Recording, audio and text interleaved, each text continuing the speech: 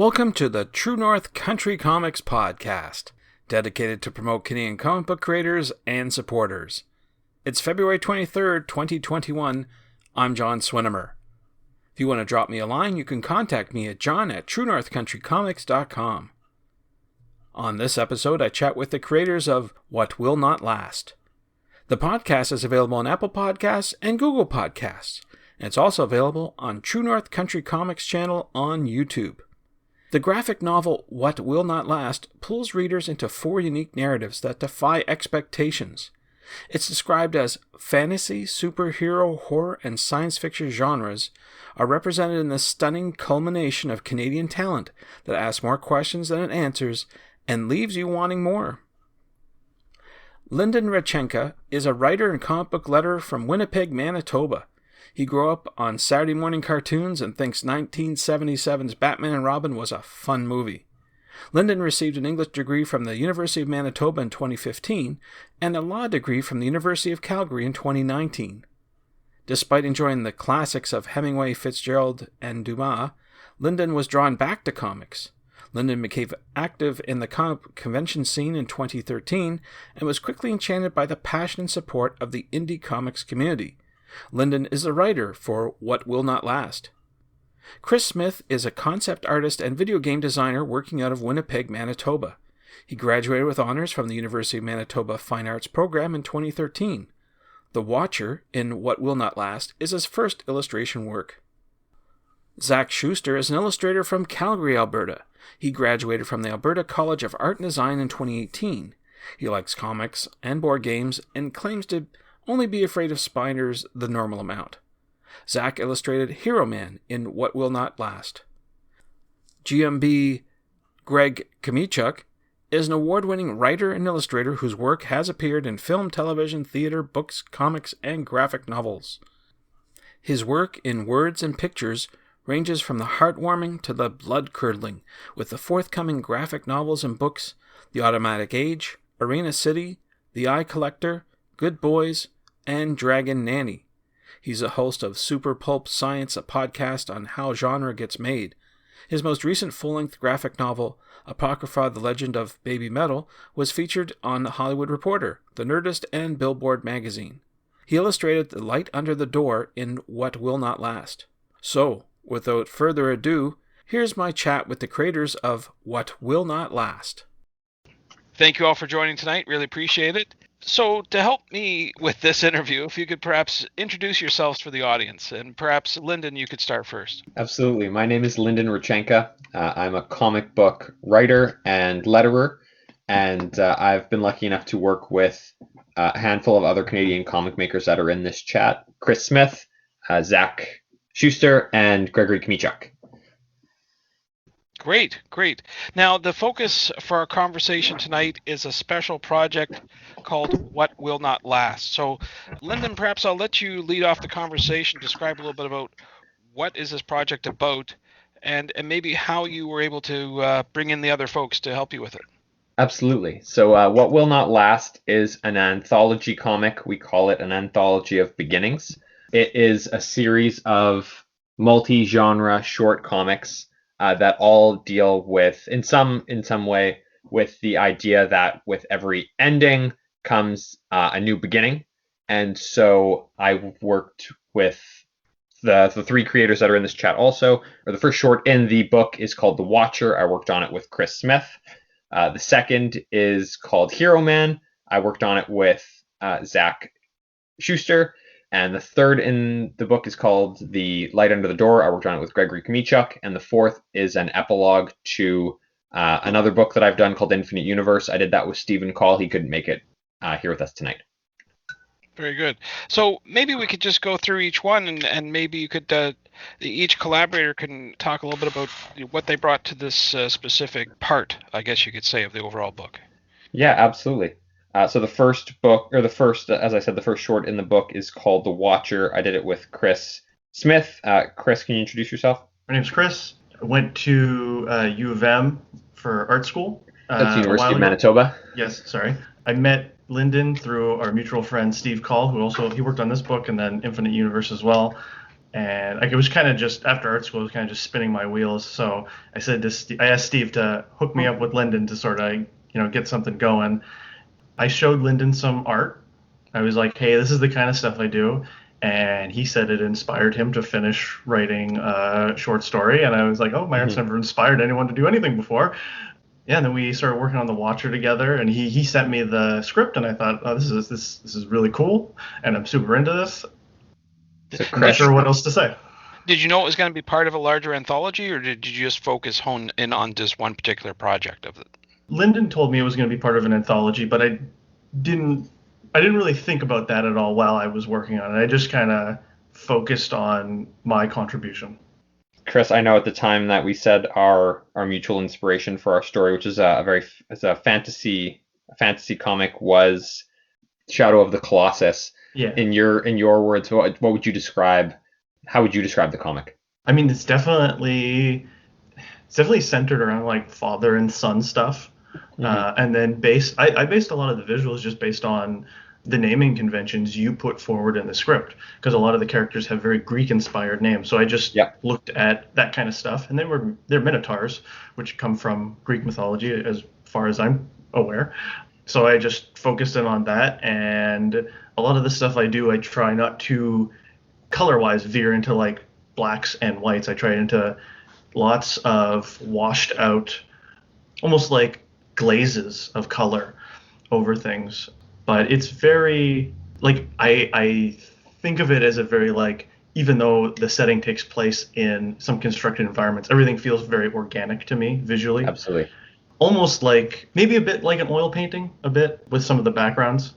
I don't know if this actually comes through at all, but just based on some of the events and the small time we spend in the world, there's almost a bit of, to me anyways, Lovecraftian concepts in there. This sort of unknowable other thing in the world that is sort of emerges, and to me that's a very maybe minutely Lovecraftian thing.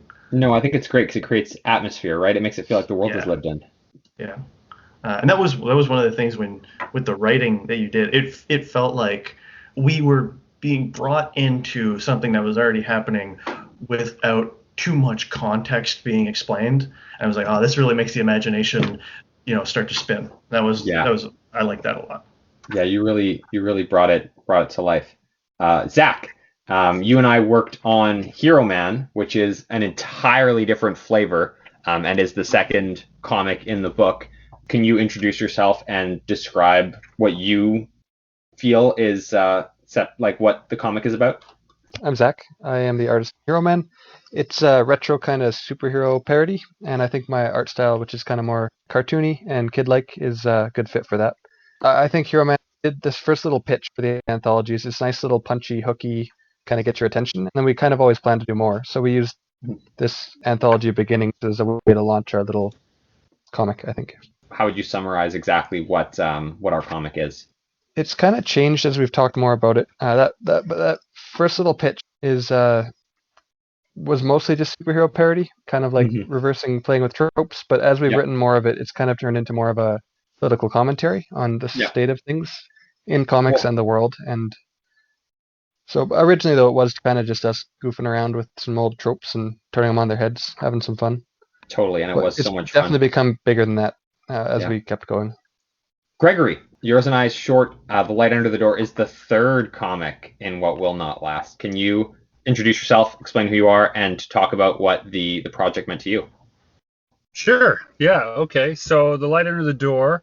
Well, I should say that my name is Gregory Kmichuk. I'm a writer and an illustrator, and I'm known professionally as GMB Kmichuk, but don't let all those initials fool you. I'm a fairly regular guy. One day I hid my heart inside of a frog, inside of a goat, and then hid that in an ancient wood. But Lyndon found it and forced me to do his evil bidding and illustrate his story, which is basically a monster story masquerading as a ghost story. Yes. Where loss is sort of the little worm on the hook for our poor victim. And Lyndon had a really sort of sad hook for the whole story, and he let me kind of do my thing. We worked almost Marvel style, with the exception of the fact that we're both we both get credited. We work Marvel style, so he gave me a layout of the overall story and tone, and then I came back with story beats and illustration, and then he came back, did a writing pass over that, and then we kind of tweaked it once we were close as far as that goes. Yeah, the upside of being, a professional letterer as well as a writer is that when the art comes in, it's a lot easier to write to the artwork than it would be if I were just a writer. And sorry for taking over your whole call, John. I'll let you. Thank you very much. I was wondering though, as you're speaking, like a couple things. First of all, like as you're interacting with each artist, did you find that the story changed or was enhanced in some way based on, what you were getting back as a response from, giving them the writing? Oh, absolutely. For all three of those stories, the writing, if it started with an individual idea, it definitely became fully inspired by the art from each of those artists. So, for example, the portfolio that Chris had shown me contained a lot of these fantastical monsters and creatures, and it was that artwork that inspired me to write a story that was about minotaurs and these fantasy creatures that you wouldn't otherwise think of. Zach's art style, which is has a completely different feeling to it, but it really has a timeless classic feel to it that really inspired the classic comic book hero vibe. And it was from that style that I built the Hero Man story off of.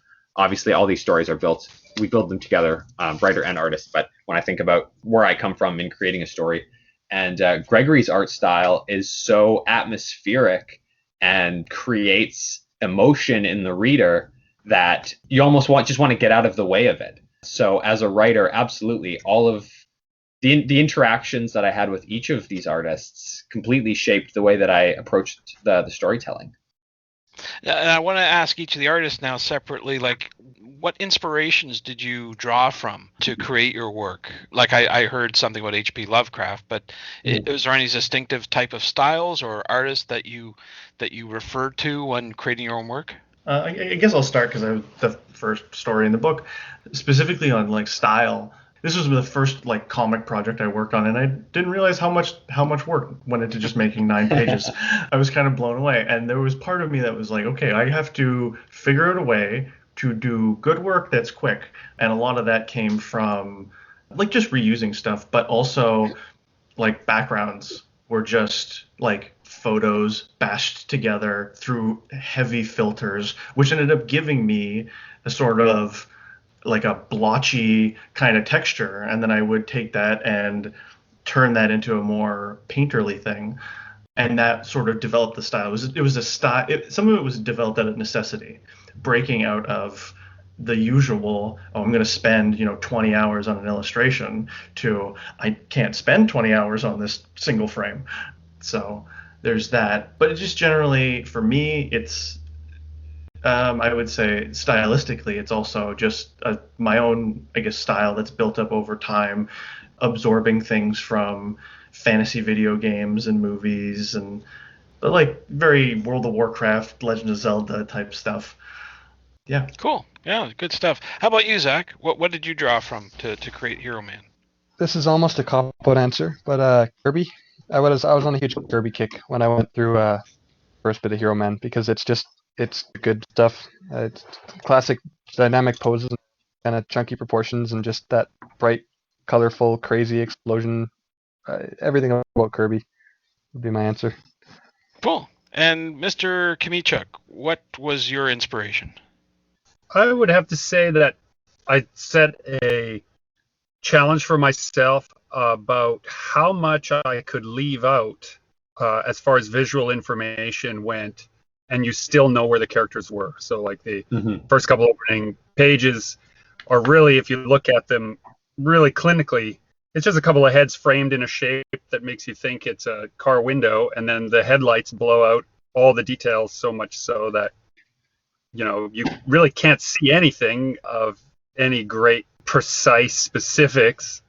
And then to reverse that, to hide as much in the boy's dark room as I could, but you still get across in that sliver of light that you're in a child's room, and that it is, it's a nice, friendly, warm place if it wasn't the middle of the night and a monster had come to eat you.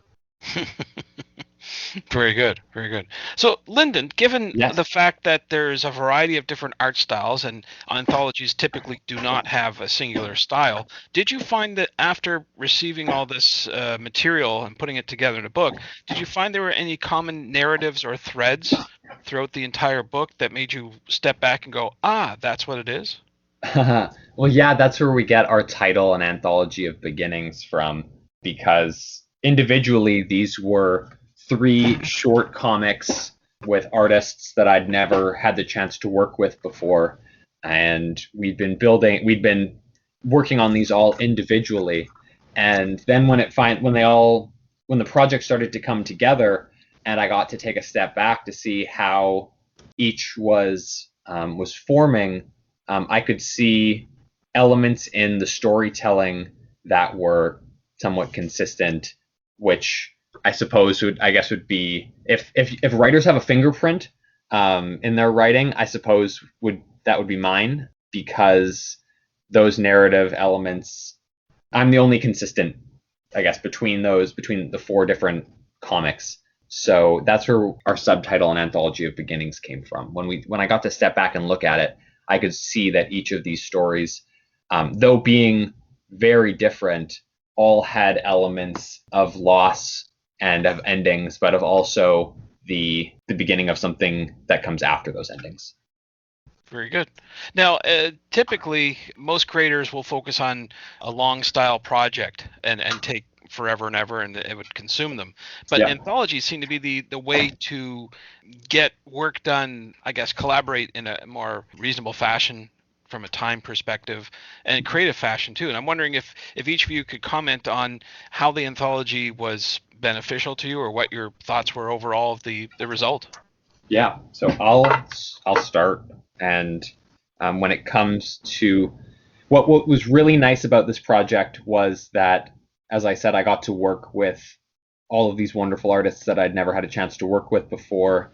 And a short project really is kind of the first test to find out if you're able to work with someone on a longer project. So aside from being able to, have a book at the end of this, I was also given the opportunity to learn that hopefully there are future books with all of these artists in the future. I guess I'll go next. So for me, it was a huge learning experience, immense. It was, from my perspective, I worked, I guess, a little bit slower than I expected. I thought 9 pages would be like, oh, it's done. But no, definitely not. And that comes with like working a full-time job on the side. But I think for me, getting to work with Lyndon for my first project was probably the best thing I could hope for, because he's so understanding and supportive with stuff. And if it was just some random person I didn't have any kind of connection to, even though I really only knew him through Steve at the beginning, I kind of felt like, oh, this guy's taking too long. We'll just, we're done with you, right? But Lyndon was so patient, and that kind of coupled with just figuring out comics, that was a big thing for that. Cool. How about you, Zach?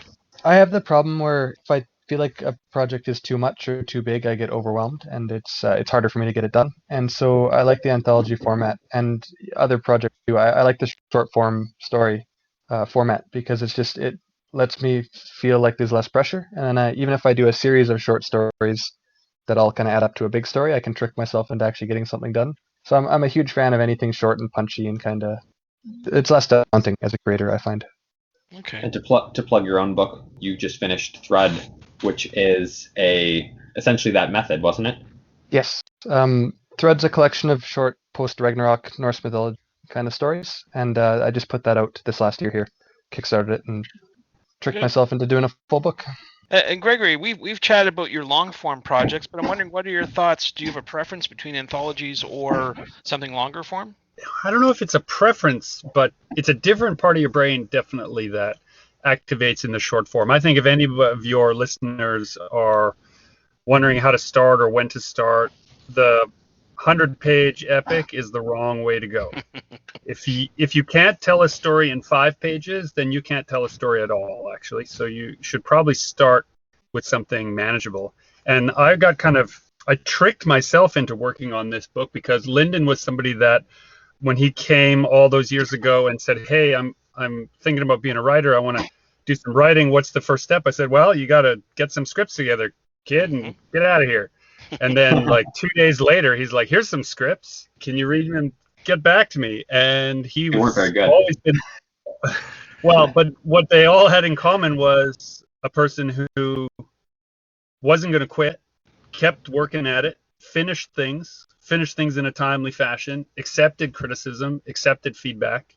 And those are the kind of people you want to work with, is people who understand when you ask them for something, that's what you're asking them for. And if they come back with it, then, you can take them seriously. Good advice, for sure. So to wrap up, what I'd like to ask each of you to do is talk briefly about what your next project is right now or will be, and where people can find you online. I'll go last. Okay, I'll go first. Right now, I'm working on a comic with Lyndon. It's called The Eye in the Mist. It is sort of it's another comic that's all monsters. That's sort of my wheelhouse. I don't really like drawing people. I don't know how much of a summary of it I should give, but it's basically it's about a dying world and a kind of a giant dying god, and how that just sort of unravels over the course of I think, what is it, supposed to be 83 pages, maybe? Yeah, somewhere in that range. Which is a big jump up from 9 pages, but I told Lyndon, yeah, make it as long as you want. Big mistake. Well. But yeah, so I'm working on that, sort of chopping away at it slowly, and I feel like I've got a good sense of what the book is going to look like in terms of visuals, and I'm really happy with the style, so that's good. Don't know when that's going to come out. No release date yet, but they can follow you online for updates at... Yes, at Chris Smith Art, so ChrisSmith Art. That's it on Twitter. And then I have a website that I never update, which is chris-smith-art.com. Good. How about you, Zach? What's next for you? I'm working on Thread Volume 2, that book I talked about earlier. And in Thread Volume 1, it's very non-sequential and out of order and little kind of bite-sized stories. And Thread Volume 2, I want to try to work on more of a sequential thing and use my voice and kind of tell more of a personal story. So just kind of improving some of the stuff I worked on in the first volume and trying to work that out for Volume 2. Great. And I can be found at ZM Schuster. That's ZMSCHUSTER. .com, and that's my Instagram, and that's everything. So that's my handle across everything. Super. Yeah. And how about you, Gregory? What's next for you? Well, most recent things I've done and what's coming next is probably a project it'll either be a project called Moon Patrol or a project called Haunted Helpers, depending on which gets done first. But if they would like to see or track down or criticize online for sport my most recent works, they can look for Dragon Nanny, a book we did, an all-ages graphic novel that I did with my longtime co-conspirator Justin Curry, also known online as Chasing Artwork, or my illustrated novel for young adults called Automatic Age, or the anthology work I did in a book called This Place, 150 Years Retold. And you can track me down by looking up GMB Chmichuk, that's GMBCHOMICHUK, online, and there's a link tree there, and they can find links to all my books and art and general hemophilia. Super. And how about you, Lyndon? What's next for you? So as Chris mentioned, we're currently working on The Eye in the Mist. I'm also working on 2 books with one of my other regular collaborator, Stephen Call. We're working on a book called There Was Another Life and another comic called The Laundrymen. You can find me on Twitter at Richenka, which is my last name. Stephen and I share a website at infinitestudio.ca, and you can find and pick up a copy of the book we've been talking about today, What Will Not Last, at mythosinc.com. That's the local publisher here in Winnipeg that has generously agreed to take this project on and publish it for us. And as Gregory indicated, I am available online for interaction and criticism as much as anyone would like to. I'd just like to thank the 3 of you again for, one, taking the time to come chat about our little project together tonight, and also, once again, just for being wonderful collaborators, and that I hope to work on some larger projects with you all in the future. And What Will Not Last was Yep. nominated for the Canadian Central Magazine Awards, so go vote for that. Oh, it was too. Voting is open until the end of the month, and both Zach and I have received other nominations in it also. Thanks to Lyndon, Chris, Zach, and Greg for the chat. You can discover more about Lyndon on Twitter at Radchenka, and Instagram at lradchenka, and online at infinite-studio.ca. You can follow Chris online at chris-smith-art.com. You can follow Zach on Instagram at zmschuster, that's SCHUSTER, and online at zmschuster.com. And you can follow GMB Kmichuk on Twitter at GMBCHOMICHUK. And thanks to you for listening to the True North Country Comics podcast.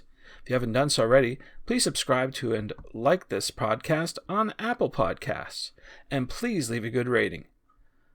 Please check out the TrueNorthCountryComics.com website and follow on Twitter at True North Comics. True North Country Comics is now on YouTube. Please like and subscribe to that video channel. And please send your feedback to John at TrueNorthCountryComics.com. Thanks again for listening, and come back soon for another episode. Bye for now. True North Country Comics Podcast is copyright True North Country Comics, copyright 2021.